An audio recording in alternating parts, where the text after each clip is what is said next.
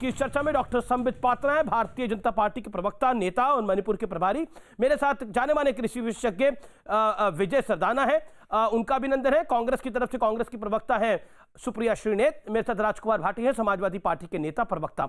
आप तमाम लोगों का अभिनंदन है। मैं इस चर्चा की शुरुआत करता हूं। संबित पात्रा, आज तो सुप्रीम कोर्ट ने झटका दिया है केंद्र की सरकार को, तीनों कानूनों पर रोक लगा दी है, लेकिन किसान कह रहे हैं कि अब अभी भी वो नहीं मानेंगे।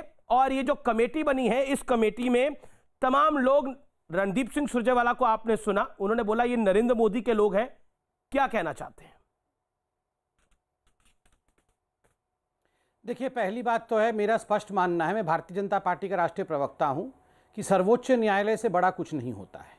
सर्वोच्च न्यायालय ने अगर कोई न्याय सुनाया है, कोई फैसला सुनाया है, हम सबको उसको मानना चाहिए।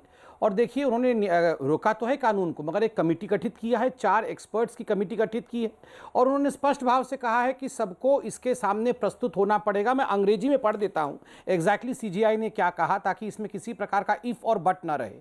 We don't want to hear an argument that farmers will not go to the committee.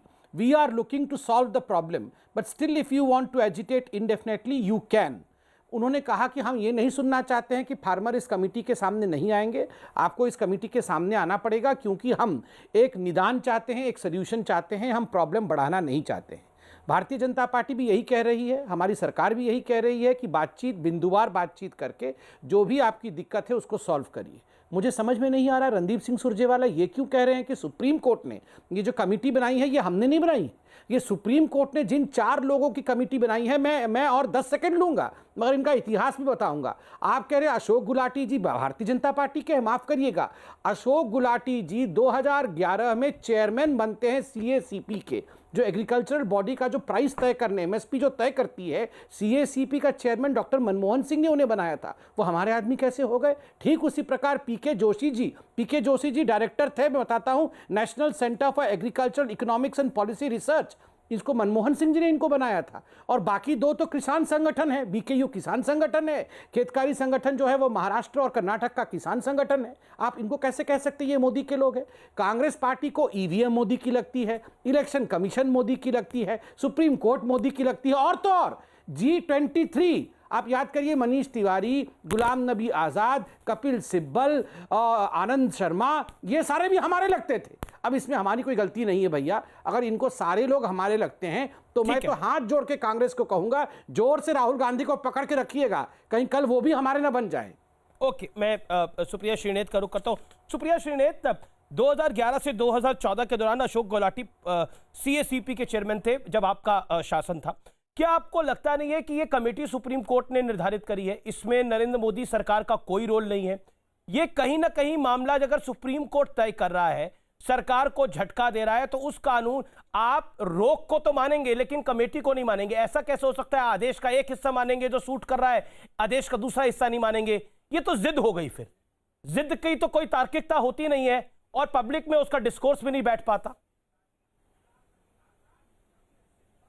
जैसे 3 मिनट 12 सेकंड मेरे मित्र संबित पात्रा जी को आपने निर्विरोध बोलने दिया था, मैं आशा करती हूं आप मुझे भी बोलने देंगे। ऐसा है कि सुप्रीम कोर्ट ने तो बहुत स्केदिंग ऑब्जर्वेशंस भी दिए कि कैसे सरकार से मामला नहीं सुलझा। मुझे तो मानना है, मेरा तो मानना है, लॉ बनाना सरकार का काम है, निरस्त करना भी सरकार का काम है।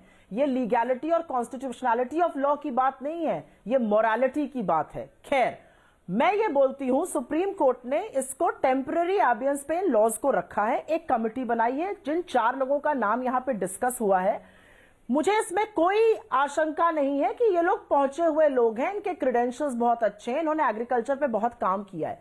लेकिन जिस लॉ पर ये बात करने जा रहे हैं, जिस लॉ की ये बात करने जा रहे हैं, उस पर 4 लोगों ने सार्वजनिक रूप से उन सारे लॉज को सपोर्ट किया है। अशोक गुलाटी जी का मैं बहुत सम्मान करती हूं, पर इस पर्टिकुलर लॉ को उन्होंने 1991 मोमेंट ऑफ इंडियन एग्रीकल्चर कहा है।